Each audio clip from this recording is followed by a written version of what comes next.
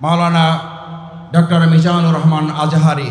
এই মানুষটার উপরে বিগত 17 বছরে যারা জুলুম করেছে, এই মানুষটাকে যারা আমাদের দেশ ছাড়া করেছে, আল্লাহ আপনি তাদেরকে দেশ ছাড়া করিয়ে দেখিয়েছেন।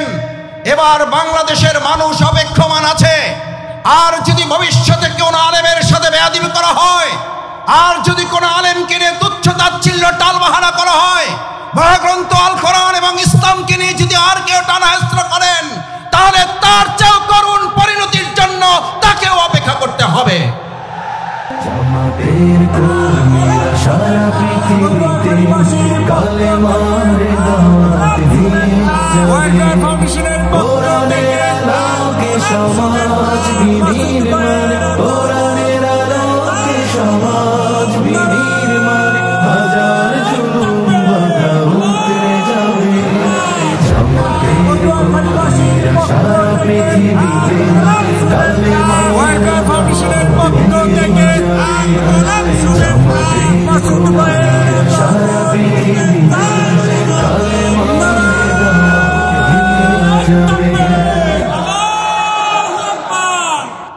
আলহামদুলিল্লাহ,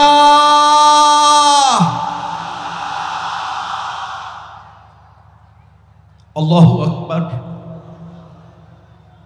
এই আলহামদুলিল্লাহ, এই আল্লাহু আকবারের টান শুনলে আমাদের এই দক্ষিণবঙ্গের শুধু নয়, শুধু বাংলাদেশের নয়, গোটা পৃথিবীর কোরআনের পাখি নামে খ্যাত এই টানের সাথে একজন মানুষের কথা কি আমাদের মনে পড়ে না? পড়ে না? আল্লাহ এই মাঠে তিনি ফিরতে চেয়েছিলেন, এই মাঠে তিনি আবার কোরআনের আওয়াজ নিয়ে আসতে চেয়েছিলেন।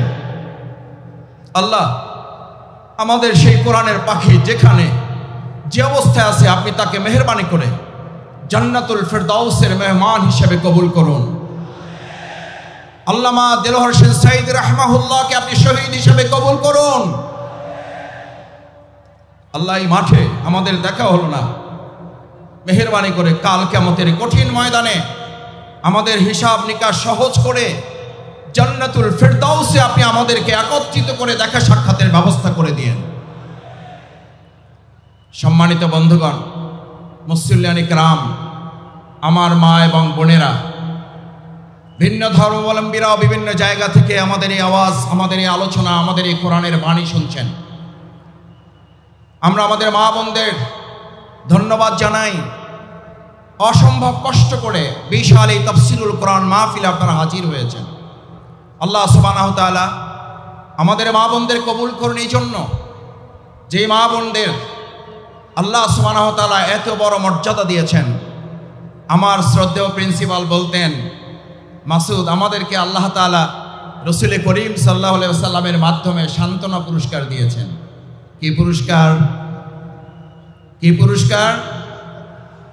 রসুল করিম সাল্লাল্লাহু আলাইহি ওয়াসাল্লামের কাছে সাহাবায়ে ইজমাইন کرامগণ যখন জানতে চাইলেন, ইয়া রাসূলুল্লাহ, আমরা আল্লাহর পরে কার খেদমত করব, কার হক আদায় করব? রসুল করিম সাল্লাল্লাহু আলাইহি ওয়াসাল্লাম বললেন, তোমার মা। তারপর কে? তোমার মা। তারপরে কে? তোমার মা। তারপরে সান্ত্বনা পুরস্কার পেলাম আমরা, তোমার বাবা। আল্লাহ সুবহানাহু ওয়া তাআলা আমাদের এই মা বোনদেরকে ধৈর্যের সাথে, কষ্টের সাথে আজকে এই তাফসীরুল কোরআন মাহফিল শুনে আমাদের প্রত্যেক ঘরে ঘরে একজন করে হযরত খাদিজাতুল কুবরা রাদিয়াল্লাহু তাআলা আনহা, হযরত আয়েশা সিদ্দিকা রাদিয়াল্লাহু তাআলা আনহা দান করুন। যে কথা আমরা আমাদের এই দুনিয়ার কথা শুনেছি, আমাকে একটা ভালো মা দাও। পরের লাইনটা কি? আমি তোমাদেরকে একটা ভালো গ্রাম দেব, আমি তোমাদেরকে ভালো পটুয়াখালী দেব, আমি তোমাদেরকে ভালো রাঙাবালি, বাউফল দেব, মির্জাগঞ্জ দেব। আমাদেরকে একটা আল্লাহ আপনি ভালো মা দেন। আমাদের এই মা এবং বোনের জাতি যারা এসছেন, বিগত 17 বছরে তাদের ইজ্জত এবং আব্রু নিয়ে যারা টালবাহানা করেছেন, ছিনিমিনি খেলেছেন, আজ কান খুলে শুনে রাখুন, আমাদের জীবন বাঁচিয়ে রাখবো। আমাদের মা বোনদের ইজ্জত নিয়ে ভবিষ্যতে আর কাউকে টালবাহানা করতে দেওয়া হবে না। কারণ আমাদেরকে জিজ্ঞেস করা হয়, ইসলামী রাষ্ট্রে আমাদের মা এবং বোনদের ইজ্জত, তাদের সম্মানের মাপকাঠি কি? আমরা সম্মান এবং মাপকাঠি বলি, আমাদের মায়ের জাতি তারা সম্মান এবং মর্যাদার উচ্চ মানে তারা থাকবেন। আলহামদুলিল্লাহ, প্রিয় নবী মুহাম্মদ রাসূলুল্লাহ নাই, রাসূল করিম সাল্লাম কৃপণ বলেছেন তাকে যে বাস ভাড়া দিতে পারে না। রাসূল করিম সাল্লাল্লাহু আলাইহি ওয়াসাল্লাম কৃপণ বলেছেন তাকে যে খেয়ে বিল দিতে পারে না। পৃথিবীর সেরা কৃপণ হচ্ছে সে যে রাসূল করিম সাল্লাল্লাহু আলাইহি সাল্লামের নাম উচ্চারণ হয় কিন্তু হৃদয়ের সব শক্তি দিয়ে তার নাম উচ্চারণ করে দুরূদ পেশ করে না। একবার জোরে সোরে বলুন রাসূল করিম। আলহামদুলিল্লাহ, কোরআনের এত বড় মাহফিলে এসেছেন। আবার কবে বেঁচে থাকবো, আবার কবে আসতে পারবো আমরা জানি না। সুতরাং এই কোরআনের মাহফিলকে সংরক্ষিত করার জন্য, এটাকে সুন্দর সফল সার্থক করার জন্য আমরা কি আইন শৃঙ্খলা বাহিনীর উপরে শুধু নির্ভর করব? আমরা কি শুধু স্বেচ্ছাসেবক ভাইদের উপরে নির্ভর করব? নাকি আমরা প্রত্যেকে আল্লাহর উপরে ভরসা করে দায়িত্ব নিয়ে প্রত্যেকে স্বেচ্ছাসেবক হিসাবে 2024 সালের জুলাই আগস্টে যেমন সবচেয়ে মানুষ শয়তানদের মধ্যে বড়টাকে আমরা মোকাবেলা করে বিতাড়িত করেছি, আমাদের মাঝও সেজো ছোট নাবালক সব শয়তানগুলোকে মোকাবেলা করার জন্য আমরাও জীবন বাজি রেখে প্রস্তুত থাকব।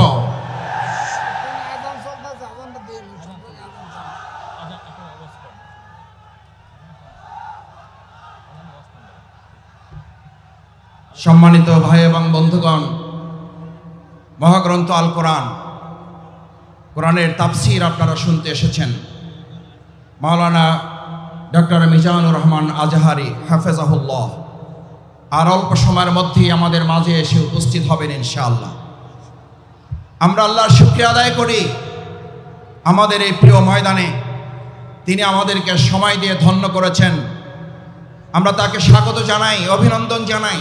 তার নানান ব্যস্ততার মধ্যে ওই পটুয়াখালীবাসীকে কোরআনের তাফসীর শুনিয়ে আমাদের অন্তরকে তিনি প্রশান্ত করবেন। আল্লাহ, এই মানুষটার উপরে বিগত 17 বছরে যারা জুলুম করেছে, এই মানুষটাকে যারা আমাদের দেশ ছাড়া করেছে, আল্লাহ আপনি তাদেরকে দেশ ছাড়া করিয়ে দেখিয়েছেন। এবার বাংলাদেশের মানুষ অপেক্ষমান আছে।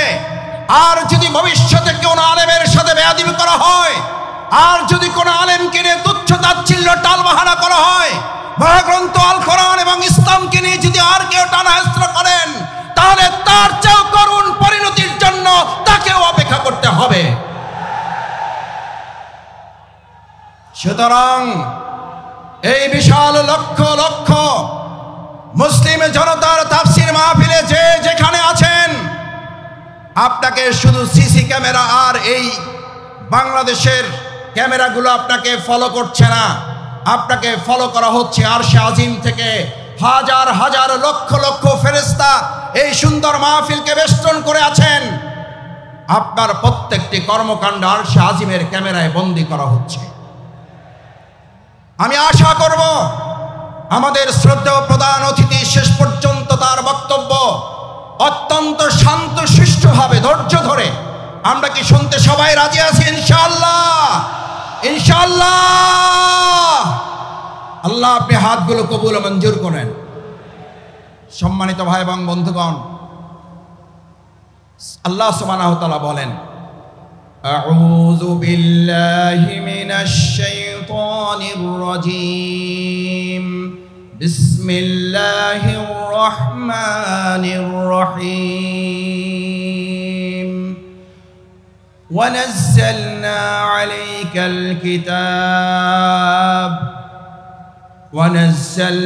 عليك الكتاب تبيانا لكل شيء وهدى ورحمة وبشرى للمؤمنين। سبحان الله। আল্লাহ সুবহানাহু ওয়া তাআলা বললেন, ওয়ানাজ্জালনা আলাইকাল কিতাব, আমি আপনাদের কাছে, মানব জাতির কাছে, গোটা সভ্যতার কাছে মহাগ্রন্থ আল কোরআন নাজিল করেছি, এই কিতাব দিয়েছি। এই কিতাবের মাধ্যমে আমি শুধুমাত্র তোমাদেরকে নামাজ পড়ার বিধান দেই নাই, এই কিতাবের মাধ্যমে আমি তোমাদেরকে শুধুমাত্র রোজা রাখার বিধান দেইনি, এই কিতাবের মাধ্যমে আমি তোমাদেরকে শুধু যাকাতের বিধান দেইনি, তিবিয়ানান লিকুল্লি শাইইন, সমস্ত কিছু ছোট ছোট বিষয়গুলো আমি বর্ণনা করে একটা একটা করে পরিষ্কার করে তোমাদের সাথে তুলে ধরেছি, যাতে সংস্কারের তোমরা যতই আলোচনা করো, মূল সংস্কার কোরআনের বাইরে না ভিতরে, সংস্কার কোরআনের বাইরে না ভিতরে। সংস্কারের মূল সংস্কারক, পৃথিবীর সেরা সংস্কারক, পৃথিবীর সেরা মহা সংস্কারক আইনস্টাইন, নিউটন, রবীন্দ্রনাথ ঠাকুর, হরশ্চন্দ্র প্রসাদ, তার নাম বলেন একবার জোরে সোরে সবাই। প্রিয় নবী মুহাম্মদুর রাসূলুল্লাহ সাল্লাল্লাহু আলাইহি সাল্লাম কিভাবে সংস্কার করেছেন? আগে রাষ্ট্র সংস্কার নাকি আগে ব্যক্তি সংস্কার? আগে রাষ্ট্র না ব্যক্তি? রাসূল করিম সাল্লাল্লাহু আলাইহি সাল্লাম আগে কি সোনার মদিনা করেছেন না সোনার মানুষ করেছেন?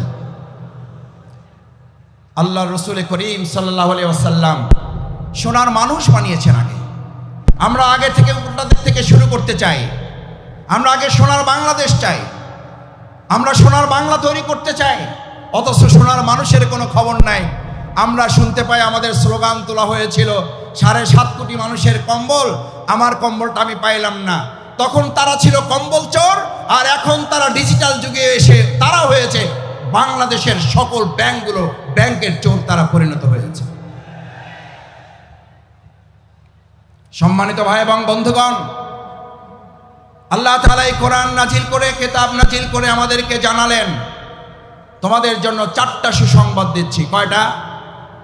হুদা, এটা রোডম্যাপ দিয়ে দিলাম, সংস্কারের কর্মপন্থা তোমাদেরকে দিয়ে দিলাম। এমন হেদায়েত, যে হেদায়েতের মাধ্যমে হযরত ওমর ফারুক রাদিয়াল্লাহু তাআলা আনহুর মতো সেই সময়ের ইসলাম গ্রহণের আগের সবচেয়ে খারাপ মানুষটা এই মহাগ্রন্থ আল কোরআনের মাধ্যমে সবচেয়ে সুন্দর সোনার মানুষে পরিণত হয়েছে। সেই মহাগ্রন্থ আল কোরআন আমাদের মাঝে আছে না নাই? তাহলে আমরা আমাদের আজকের বাংলাদেশে যদি সোনার বাংলা করতে চাই, তাহলে আমরাও আমাদের এই কোরআনের আলোকে এই লোকগুলোকে সোনার মানুষে পরিণত করা যাবে, নাকি আমাদের মত দিয়ে মানুষের তৈরি করা তন্ত্র মন্ত্র দিয়ে তাদেরকে পরিবর্তন করা যাবে? যদি সোনার বাংলা করতে হয় তাহলে আল কোরআন দিয়ে করা যাবে, নাকি মানুষের তৈরি করা মতবাদ দিয়ে করা যাবে? যদি কোরআন দিয়ে করা যায় তাহলে সেই কোরআনের বাণী আজকে শুধু শুনবো না, সেই কোরআনের বাণী আমরা সংসদেও পাঠাবার ব্যবস্থা করব ইনশাআল্লাহ।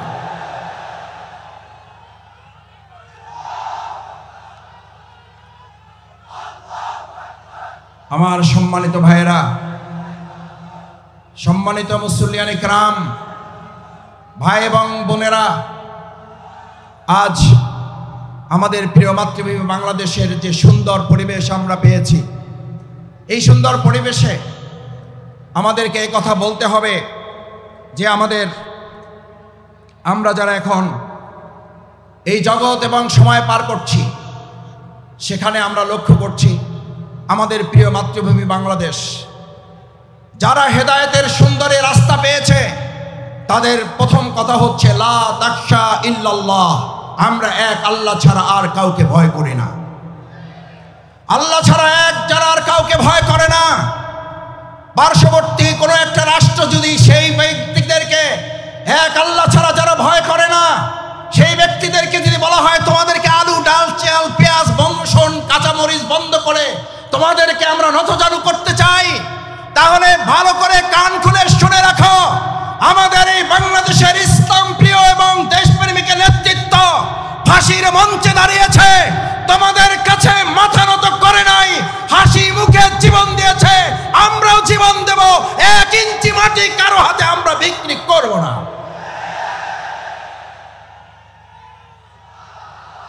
আমার তরুণেরা, আমার যুবকেরা এখানে আছে, আমার তরুণেরা, আমার যুবকেরা 2024 সালের জুলাই আগস্টে স্লোগান তুলেছিল,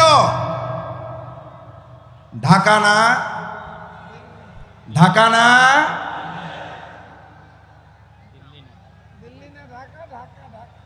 কোনটা হবে? দিল্লি না ঢাকা? দিল্লি না ঢাকা? আমাদের বাংলাদেশে এমন কোন সরকার আর প্রতিষ্ঠিত হতে দেওয়া হবে না যেই সরকারের কোন সিদ্ধান্ত দিল্লি থেকে হবে। আমাদের দেশের সিদ্ধান্তই বাংলাদেশের মাটি থেকেই হবে।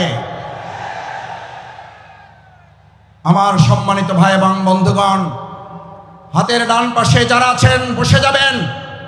আমি আবার বলছি, এটা আল কোরআনের ময়দান। এই আল কোরআনের ময়দানে প্রত্যেকে আদবের সাথে নিজ নিজ দায়িত্ব নিয়ে স্বেচ্ছাসেবকের ভূমিকা পালন করবেন, আল্লাহকে সাক্ষী রেখে। পারা যাবে ইনশাআল্লাহ? দেখি একটা তাকবীর, লিল্লাহে তাকবীর, লিল্লাহে তাকবীর, লিল্লাহে তাকবীর। আমার সম্মানিত ভাই এবং বন্ধুগণ, সেজন্য আজ আমাদের এই কলিজার টুকরা সন্তানের আর একটা স্লোগান তুলেছিল, আমাদের ছাত্র তরুণ যুবকেরা আর একটা সুন্দর স্লোগান তুলেছিল, উই ওয়ান্ট জাস্টিস। ঐতিহাসিক ইবনে খালদুন নাম শুনেছেন? সবাই জানেন ঐতিহাসিক ইবনে খালদুনের কথা। সেই ঐতিহাসিক ইবনে খালদুন সকল সভ্যতাগুলোকে পর্যালোচনা করে, মিশরীয় সভ্যতার মেয়াদকাল ছিল 3000 বছর। ভালো করে খেয়াল করার জন্য বলছি, ডানে যারা ডানে আছেন, যারা বামে আছেন, বসুন, বসে পড়ুন। এটা কোরআনের ময়দান। 3000 বছরের সভ্যতা ছিল মিশরের, রোমানদের ছিল 1000 বছরের সভ্যতা, সিন্ধুদের ছিল 700 বছরের সভ্যতা। সকল সভ্যতাগুলো একে একে ধ্বংস হয়ে যাওয়ার পর ঐতিহাসিক ইবনে খালদুন বলেন, আমি এই সবগুলো সভ্যতার কাছে গিয়ে প্রশ্ন করেছিলাম, হে মিশরীয় সভ্যতা তুমি ধ্বংস হলে কেন? হে রোমান সভ্যতা তুমি ধ্বংস হলে কেন? হে সিন্ধু সভ্যতা তুমি ধ্বংস হলে কেন? হে বেবিলনীয় সভ্যতা তুমি ধ্বংস হলে কেন?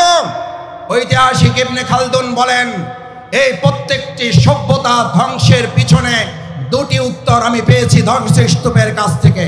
কয়টি উত্তর? কয়টি উত্তর? দুইটি উত্তর পেয়েছিল এই ধ্বংসস্তূপের কাছ থেকে। প্রথম জবাব ছিল ইনজাস্টিস। ঐতিহাসিক ইবনে খালদুন বলেন, এন্ড দ্য নেক্সট অ্যান্সার, তারপরের জবাবটা ছিল ইনজাস্টিস, অর্থাৎ ইনজাস্টিস এন্ড ইনজাস্টিস, অন্যায় বিচার এবং অন্যায় বিচারের মাধ্যমে 1000 বছরের, 700 বছরের, 3000 বছরের সভ্যতার যদি ধ্বংস হয়, তাহলে নতুন করে পৃথিবীতে আর কোনো মতবাদ দিয়ে সভ্যতা বিনির্মাণ করা যাবে না। বরং সভ্যতা বিনির্মাণের জন্য আজ নতুন করে স্লোগান উঠেছে, the foundation of all civilization, one earth is religion, one earth is religion, one earth is religion. ইসলাম ছাড়া পৃথিবীতে ভবিষ্যৎ আর কোন সভ্যতা নেতৃত্ব দিতে পারবে না। সব দেখে শেষ ইসলামের বাংলাদেশ। এই কথা আমাদের নয়, এই কথা শুধু পীর সাহেবদের নয়, এই কথা শুধু ইমামদের নয়, এই কথা শুধু রাজনীতিবিদদের নয়, এই কথা শুধু আলেম ওলামাদের নয়, এই কথা শুধু পটুয়াখালীবাসীর নয়, এই কথা বিশ্ব মানবতার মুহাম্মদুর রাসূলুল্লাহ। এরকম হাত জাগিয়েছেন রাসূল করিম সাল্লাল্লাহু আলাইহি ওয়াসাল্লাম, আনা সাহাতু কাতাইন, এই যে আমার দুটো আঙ্গুল দেখতে পাচ্ছ, আল্লাহ রাসূল করিম সাল্লাল্লাহু আলাইহি ওয়াসাল্লাম বললেন, দুটো আঙ্গুল দেখো ভালো করে, আনা সাহাতু কাতাইন, এটা আমি, এটা কিয়ামত, আমি এবং কিয়ামত, আমি এসেছি, কিয়ামত শুরু হয়েছে। এই জামানায় এই সভ্যতার সামনে ইসলাম ছাড়া আর এমন কোন আদর্শ নাই যে আদর্শ দিয়ে মানুষের মুক্তি পাওয়া সম্ভব। সুতরাং আজ এরকম একটি প্যান্ডেল নয়, দুটি প্যান্ডেল নয়, 3টি, 4টি, 5টি, 7টি নয়, 9টি প্যান্ডেলে ভর্তি হওয়া ভাই এবং বন্ধুগণ, আমার বোনেরা, আজ আমাদের এখান থেকে সিদ্ধান্ত নিতে হবে, এই ভেঙে যাওয়া পৃথিবী গড়ে তোলার জন্য আল্লাহ সুবহানাহু ওয়া তাআলা প্রিয় নবী মুহাম্মদুর রাসূলুল্লাহ সাল্লাল্লাহু আলাইহি ওয়াসাল্লামকে দিয়ে যে ঘোষণা দিয়েছেন, এক ইসলামী সভ্যতা ছাড়া ভবিষ্যৎ আর কোন সভ্যতা মানুষকে মুক্তি দিতে পারবে না। যদি তাই না পারে, তাহলে আমাদের জন্য আল্লাহ তাআলার পরের ঘোষণা হচ্ছে তিবিয়ানাল লিকুল্লি শাইইন ওয়া হুদাও ওয়া রাহমা ওয়া বুশরা লিল মুমিনিন। আল্লাহ রাব্বুল আলামিন কি বললেন? হুদা, তোমাদের রোডম্যাপ দিয়ে দেওয়া হলো। এবার তোমাদের জন্য রহমা, তোমাদের জন্য আল্লাহর দয়া, তোমাদের জন্য আল্লাহর করুণা, তোমাদের জন্য আল্লাহর অনুগ্রহ। আমাদেরকে কোন দেশ কি দেবে আমরা সেই দিকে তাকাতে চাই না, আমাদেরকে কোন নেতা কি দেবে সেই দিকে তাকাতে চাই না। আমরা আল্লাহর ওই করুণা, ওই রহমত, ওই দয়া, অনুগ্রহের দিকে তাকাতে চাই, যে ইসলাম এবং সৎ, দক্ষ, যোগ্য নেতৃত্ব প্রতিষ্ঠিত হলে আল্লাহ সুবহানাহু ওয়া তাআলা ঘোষণা দিচ্ছেন, আসমান এবং জমিনের বরকতের দরজা যদি খুলে যায়, পৃথিবীর কোন শাসক নেই বাংলাদেশকে দাবিয়ে রাখতে পারবে।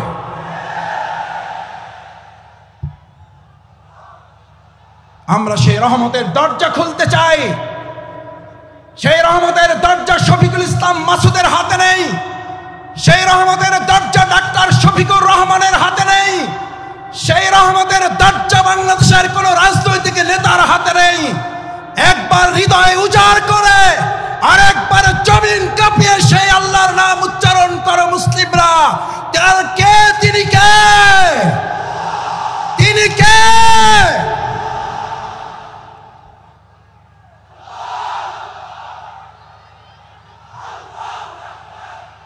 রহমা। এরপরে আল্লাহ সুবহানাহু ওয়া তাআলা বলেন তিবিয়ানাল লিকুল্লি শাইইন ওয়া হুদাও ওয়া রাহমা ওয়া বুশরা লিল মুমিনিন।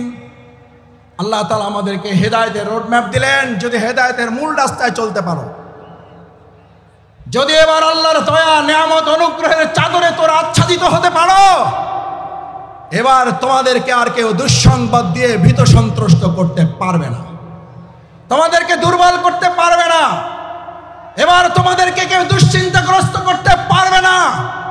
এবার আমি আল্লাহ তোমাদেরকে জানিয়ে দিচ্ছি, এই মহাগ্রন্থ আল কোরআন খুঁটে খুঁটে যদি তোমরা অনুকরণ করতে পারো, এর আলোকে যদি রান্নাঘর থেকে শুরু করে সংসদ ভবন পর্যন্ত শুধুমাত্র জাতীয় মসজিদ বাইতুল মুকাররম আল্লাহর বিধানের আলোকে চলবে না, বাইতুল মুকাররমের পাশাপাশি গণভবন, বঙ্গভবন, সংসদ ভবন যখন পরিচালিত হবে, আল্লাহ বলেন গোটা দুনিয়ার কোন প্রান্ত থেকে তোমাদের সুসংবাদ দরকার হবে না। আমি আল্লাহ ঘোষণা করছি ওয়া বুশরা লিল মুমিনিন। এই সুসংবাদের মালিক কে? এই সুসংবাদের মালিক কে?